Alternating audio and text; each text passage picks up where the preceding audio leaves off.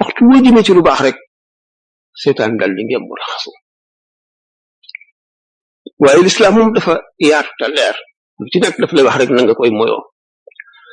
yoonal nañu nga ne bismillah ndax bu fekkente ne yaa ngi lekk te néew bismillah seytaan day bokk ak yow di dugal tooke ci ñam wi dana am lu muy def ci sa xol ba doo sawar ci jaamu yàlla nga bokk ak ku gëmul yàlla mu def la noonu ngay tëdd ci sa lal néewuloo bismillah mu tëdd ak yow ba suba ngay jàng alquran suñu borom dafa ne yonent bi sallallahu alayhi wa sallam ida qara'ta alqur'ana fasta'iz billahi min ash-shaytan ar-rajim ndax leeru alquran seytaane añaane na ko mbindeef añaane na ko doomu aadama ba boo tàmbalee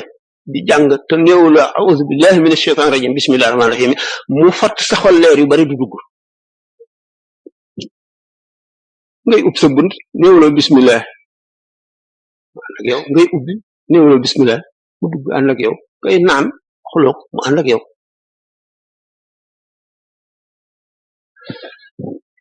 dund gi nag dund adduna gi roo dafa woyof maanaam dafa néew doole ni ma ko waxoon bi mu duggee ci yaram ëpp ko doole fuuf nag te bëgg lu koy lor rek lu bon foofu jihaad a ngi fi